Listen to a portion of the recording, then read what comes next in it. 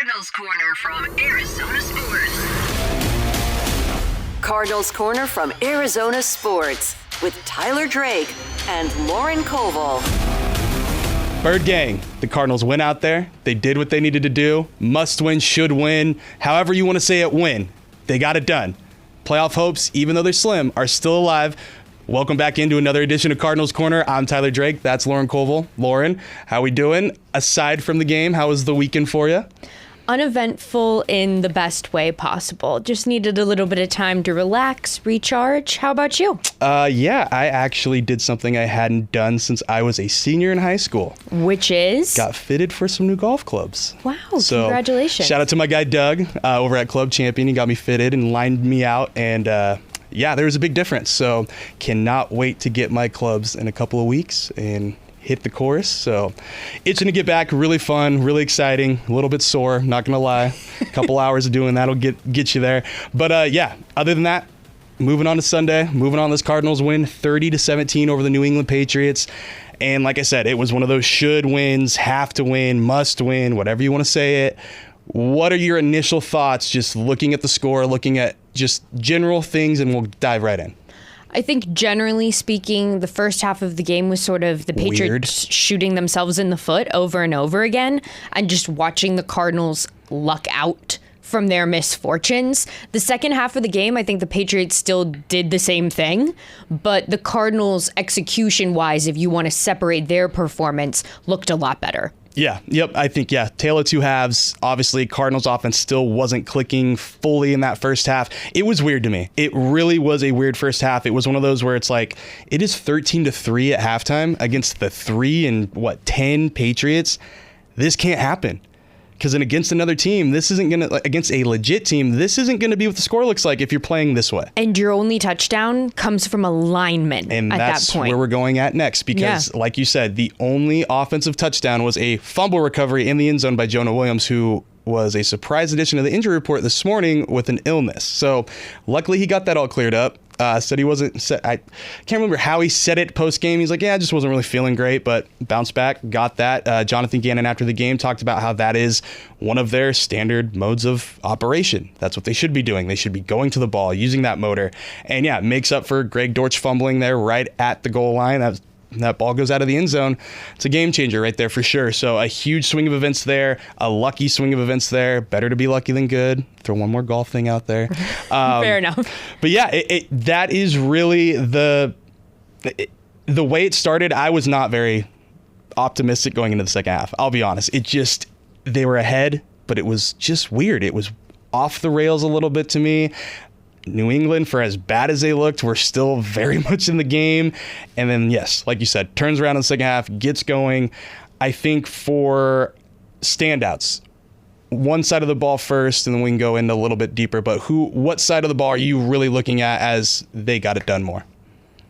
The defense. Okay. The defense got it done more than the offense. Also because I had higher expectations heading into this game for the offense. Me too. They were the ones that needed to click. They were the ones that needed to figure it out. Yeah, the defense had let you down last week, but that's not all on them. No. If the offense isn't finding the end zone, you can't also blame the defense for that.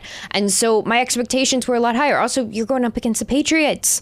Their defense is crap. It's garbage. Especially lately. Yes. Especially when it's a quarterback. Like when up against a good quarterback. Okay. Hasn't been great. No, and so I think with my expectations being higher for this Cardinals offense this week, they didn't meet them. Yep. I was very, and like I said, pessimistic going in the second half of this offense because it was like, what are the penalties going to show up more? Are they just going to keep kicking field goals? What is going on here? Are they going to get into the end zone another way other than a fumble recovery? And then the defense, just consistent throughout. I mean, 17 points Patriots put up, but honestly, let's take away at least 7 of that because that was garbage time at the end of the day. Like, game was well out of reach there. I'm not putting that on the defense, really. It's garbage time. So, yeah, huge effort from the defense. You've got Baron Browning, who had an 8.5 out of 10 sack dance. I'll tell you that. I got to know what the inspiration is. It almost looked like the Grinch. I don't know if the Grinch danced like that, but it looked like a Grinch dance. So I didn't know I'm going to say it was happening. like a holiday-themed dance. Okay. So I'll find that out this week, but I got to figure that out for sure. But guess who else got in the sack column? The rookie, Darius Robinson. He finally did it. Only took a few weeks, but I think that was a good sigh of relief for a lot of Cardinals fans. It was the first game where I felt like you noticed he was out there. Yep. Like, even when he wasn't out there 100% of the snaps on the defensive side of the ball, but he was out there a lot more than we'd seen him so far. And he mowed over that left guard. Yeah. Like, mowed him over to get there. And then I felt bad kind of because the next play, the exact same thing happens, except this time it's Baron Browning beating him off the edge. And I was like, okay, so is this, you then start to sort of go, is this just because that left guard, like they got him and it matched up well? That being said, seeing Darius Robinson record one of those felt like a kind of moment. Yeah, yep. So Kaiser White led the way with 12 tackles. Budda Baker right behind him with 10. I think he only needs 2 more to set his new career high. So that'll be next week for sure. Probably the first drive. Yeah, I mean, his 18 tackles last week were impressive, but it was also something where you go, why does one player have 18 tackles? And when you see your safety do 8, and that's the thing too, your guys in the secondary, if they're getting 18 tackles, what's that saying about your the line. Front 7? And I know he lines up differently. I know he lines up all over the place, but still, there's a little caveat to that stat. As great as it is, as solid as it is, as impressive as it is, there's a little bit. If you made it all the way to Budda, then what does that say about how you've been performing? How many yards did it take to get to that point? So shout out to Darius. Shout out to Baron Browning. And then offensively, so yes, sputtered in the first half. Second half, they got it together. And I think we all know why, because his name's James Conner, and he just gets it done. Another 100-yard game, 2 touchdowns on the day. Lifeblood of the team, can't be said anymore. I mean, he's making up for, obviously, Kyler Murray did not find the end zone today. He was still efficient, though, and he said so himself. 76.7% passing, 23 of 30, 224 yards. But when it comes down to scoring, James Conner led the way. He had 16 carries, 110 yards. Those 2 scores, and then he moved up on the Cardinals rushing list all time. I think 5th now. So I think he needs another 100 yards to move up to 4th, but he's on his way there. So shout out to him next week too. Yeah, it's probably inside that now, because when he got that, I think he was only like 71 yards. So inside of that for sure. We'll have to see if he does that next week. But another sign, that's why you re-sign the guy. Yeah, and that's why you know that he can do this. If you need something to click to get your offense going in a way, it's James Conner. That's the answer. It's simple as that. If Kyler's underperforming or just about meeting his expectations at this point in the season, you need James Conner to be exceeding expectations, and that's what he did today. He did score on 2 plays that looked eerily similar. In a way that I thought the entire game on the offensive side of the ball was a lot of exactly the same plays run with slightly different personnel or the same personnel. Yeah. And mainly because those plays worked, like those chunk plays executed first downs, or they executed on a shorter third down and you got more yardage out of it than you were expecting. Like the Patriots remained unprepared for those same plays. But a lot of the ones that worked today for the Cardinals on the offensive side of the ball, including those 2 James Conner touchdowns, are almost mirror images of each other. Yeah, yep.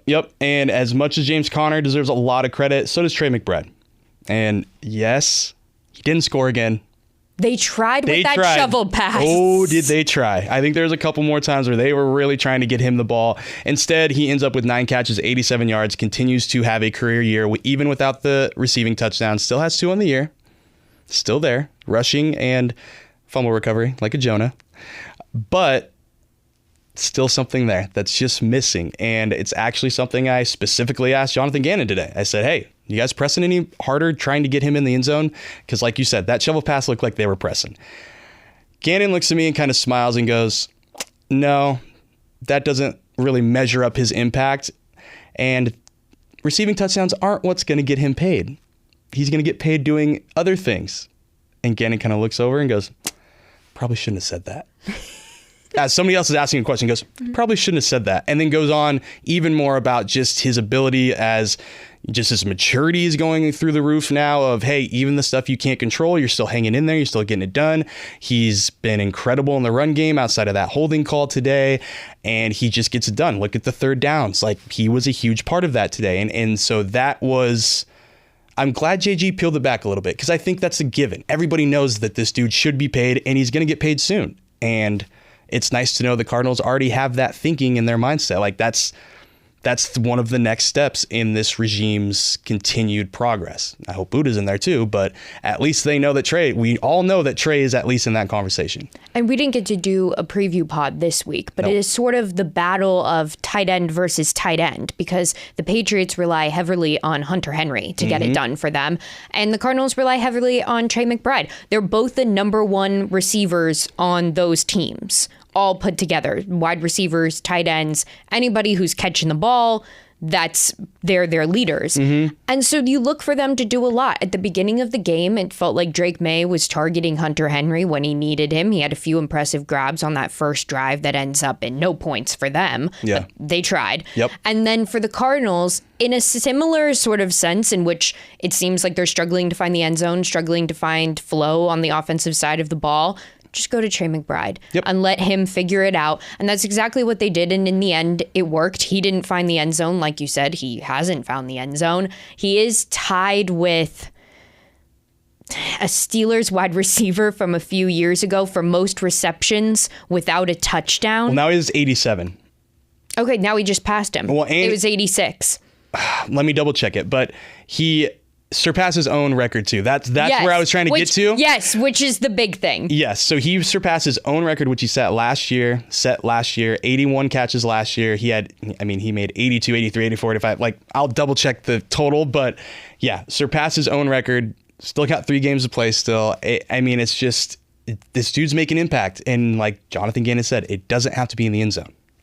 And it feels like huge. that's sort of the same conversation that we've had about Marvin Harrison Jr. with JG, is that he might not be finding the end zone, but he's doing these little things. He's drawing more attention away, so you're freeing somebody else up. In the same way that Trey McBride is drawing attention or blocking up at the line, it allows James Conner to do more of what he needs to do. Yeah. You can see it on his second touchdown run that Trey McBride is grabbing a lot of attention from the defenders up there thinking, all right, it's a possibility you go to him, leaving James Conner more open to rush it in. Did he need Trey McBride blocking on the edge like that? No, he didn't, but he did it well, and he executed that well. Oh, yeah. So you are right. That was a good little number grab. So when he was up to 87 catches, he is now up to 89 catches. That's the most catches without a receiving touchdown in a single season in NFL history. Because he just passed Deontay Johnson?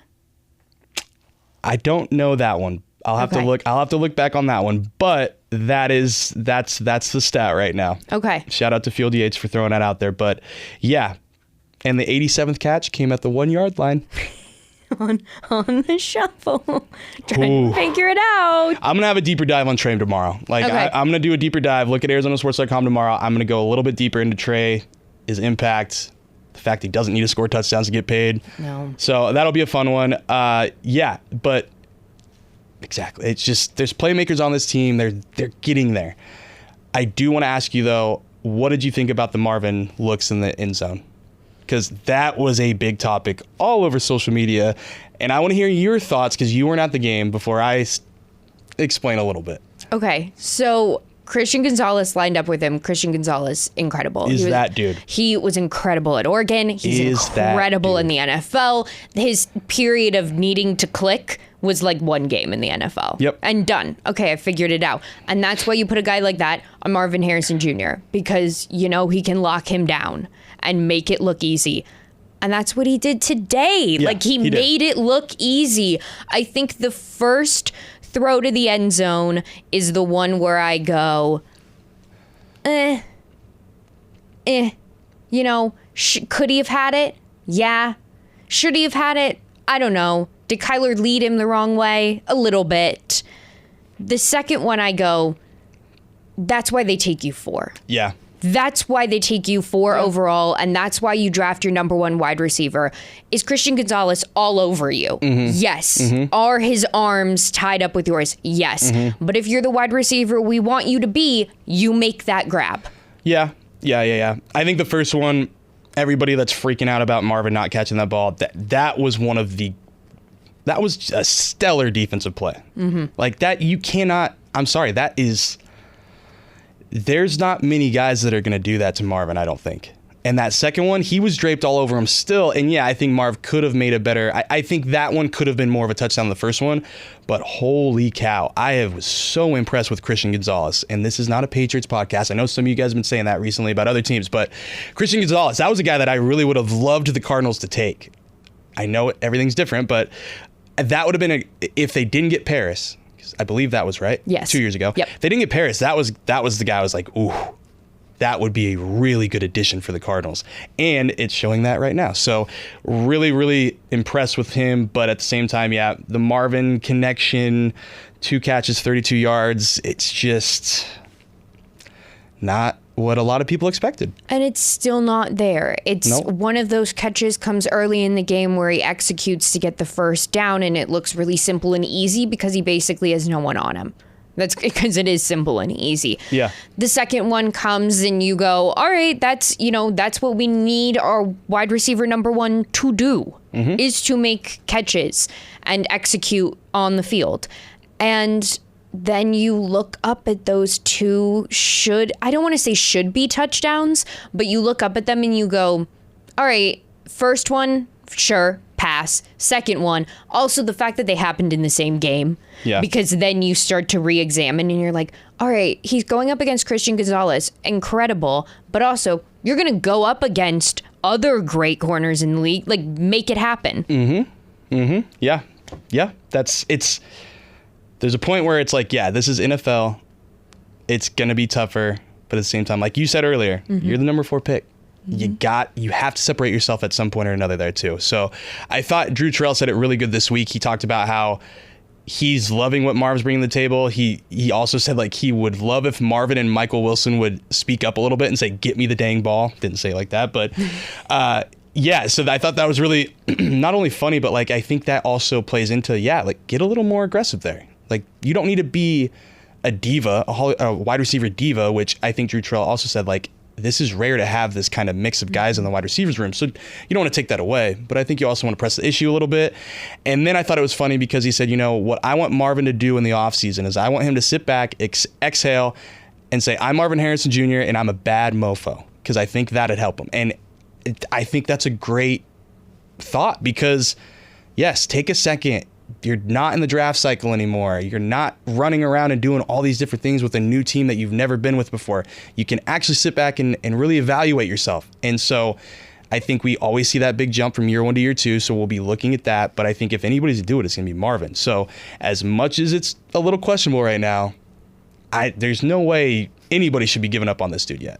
No, and I'm not giving up on him at all, to make that clear. I still think he's very much will be the guy. I just see some people like, oh man, wow, what a bust. And it's like, chill out, guys. The comparison dude still has like 7 touchdowns. Yeah, the comparison charts are still out there on what Larry Fitzgerald did his rookie year versus what Marvin Harrison Jr. did his rookie year so far. And so you can see they're pretty dang close to each other at this point in the season.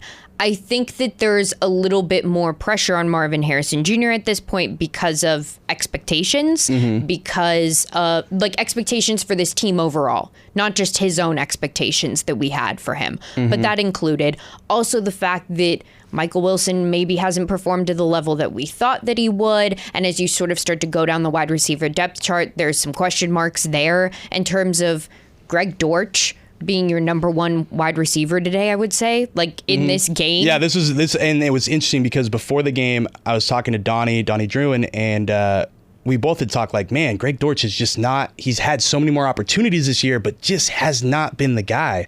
And then it was like, man, maybe we should have just talked about Greg Dortch a little bit more before the game, and he'd be doing this more often. But yeah, it was a pleasant surprise to see him kind of come in there and be the guy that Kyler Murray has always talked about him being. So yeah, it was a good sign there. I also thought the running backs filling in for Amari DeMercado, Trey Benson, DJ Dallas had a big first down pickup there. So all in all, I think the guys filled in. There is one thing we got to talk about though, Mack Wilson Sr. That was rough. Got a concussion really early. I think second or third play. It's scary. On the replay, he just tenses up before he even hits the ground. Goes down, gets blocked by Antonio Gibson, goes down, tries to get back up, stumbles, falls down. They had to help him off. Like, Yeah, I'm hoping we'll have to check with JG this week, see how he's progressing. But just, yeah, tough. Hope he's doing all right. Jesse Luketa also got nicked up. A couple other guys got nicked up. So something. Kyler Murray got nicked up. Yep. We'll definitely have to look at that. He said he was fine. He said he felt okay. It was on a near interception, which we kind of got to talk about that too because. Yep, we got to dive into that. Yeah, so Kyler almost had one more pick added to that stretch of interception streak, but luckily got negated by a roughing the passer call. He said he got hit in the head, threw the pick, was trying to make a play. He's got to be better to protect the ball. I thought he was taking the blame. A lot of people on social media didn't think that was the case, but I took it that way. Just was another terrible decision. If it's there, throw it away. If that's what's going to come down, throw it away. Because that was just one of the, everyone's like, there it is. It's popping up again. I think that's the thing right there, is that it's another bad decision in a chain of bad decisions that we've seen Kyler Murray make now week after week after week, especially coming back from this bye week. Yep. And that's a ball that I feel confident Kyler doesn't throw like 4 weeks ago. No. Like, no way. no. He's throwing that so far on the sideline. Yeah, and you go, okay, there's no question on whether or not, whether a Byron Murphy standing on the sideline and can bring that down, but that's the point, is that why is he making that pass? Because he feels like he needs to get the offense going and they can't leave the field. So now I'm going to aimlessly toss it up in the air and hope that somebody on my team comes down with it. Yeah. They didn't. It got negated. They were lucky for that. Lucky. But that's a play where I go, wow, this offense is further off from clicking than I thought they were, because if Kyler feels like he needs to make that play or needs to make that throw for some reason, bigger issue. And if that would have been an interception, Patriots probably are on the 15, if that. Inside that. Rough.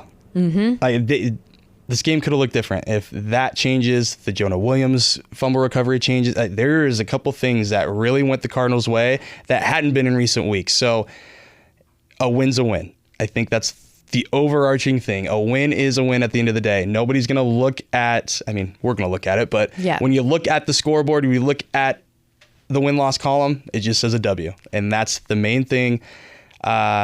Keeps the playoff hopes slightly alive. We'll have to see what Seattle does. They are currently playing right now. I think they are getting down bad by the Packers, though, so good things happening there. The Rams, though, they are beginning to be the team that we had said for weeks now, even though Seattle liked to give us some grief last week. But Rams are still looking like the team very much to beat in the NFC West. Yes, I said that, Seattle fans, if you're still listening. But that's week 17 is going to be a big game still. They've got to make sure the Cardinals cannot let this type of momentum slip. This type of, we won. Did we? I guess I should say it like this. The offense, I don't know, deserved to really win that game until the second half. And I'm not even sure they deserve to win it in the second half. I think if you're playing a team that aren't the Patriots, you don't win that. No. Because you don't execute well enough and you don't figure it out enough.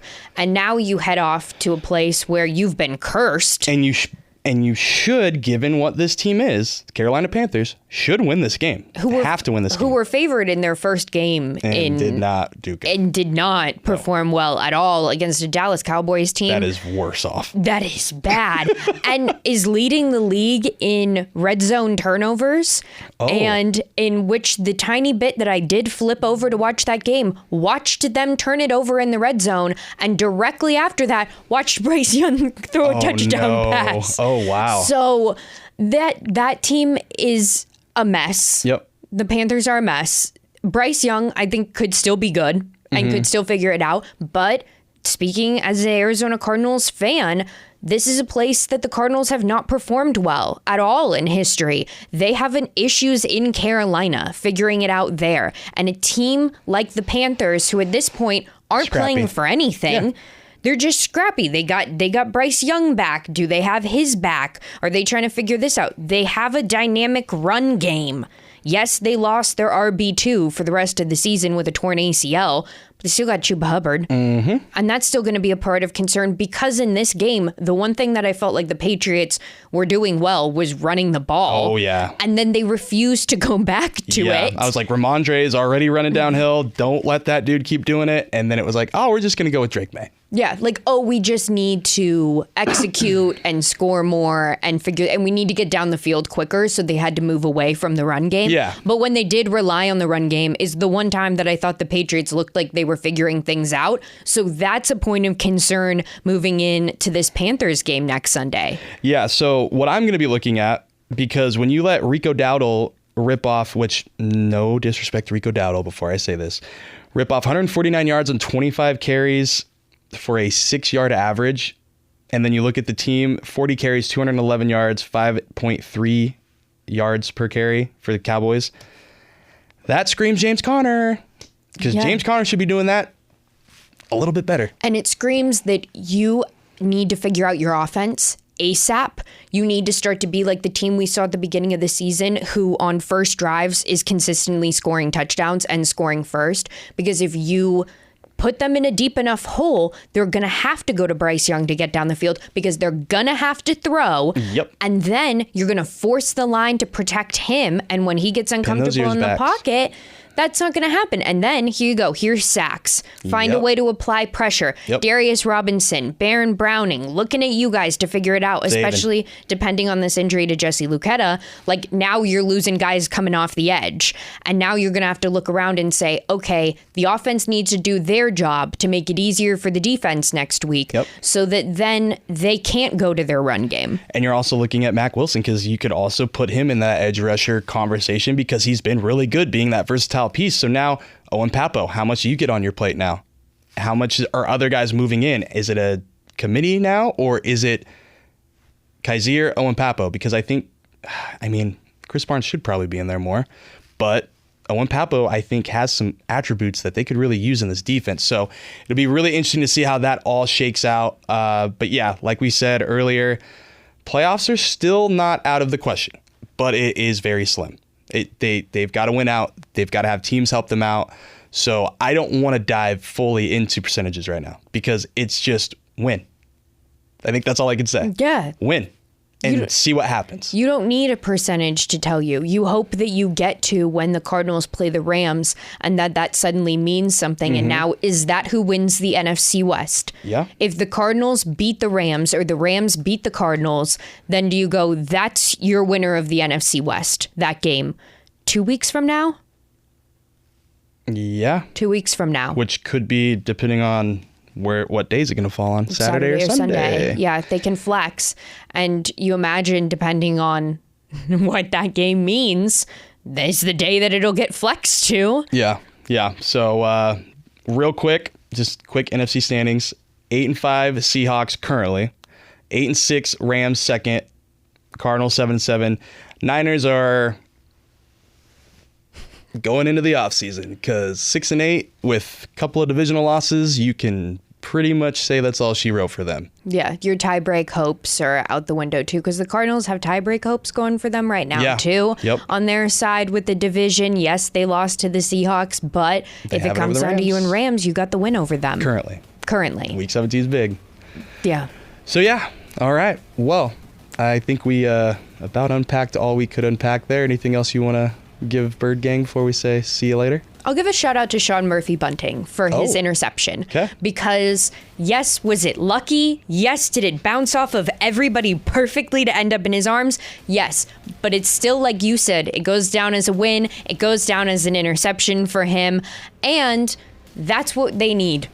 They need to force more turnovers and make more offenses feel more uncomfortable. And they haven't been able to do that this season. So shout out to Sean Murphy-Bunting. All right. Well, I don't have a better way to wrap that up, so be sure to follow Lauren at Koval_Lauren. Follow me at T Drake for Sports. Follow the show at AZ Cards Corner. And as always, keep it locked on the Arizona Sports app, 98.7 and ArizonaSports.com. So we continue bringing all the latest, especially when it comes down to the Arizona State Sun Devils. They are rolling, so good luck to those guys. But for us, we'll be back this week. So, yeah, see you guys next time.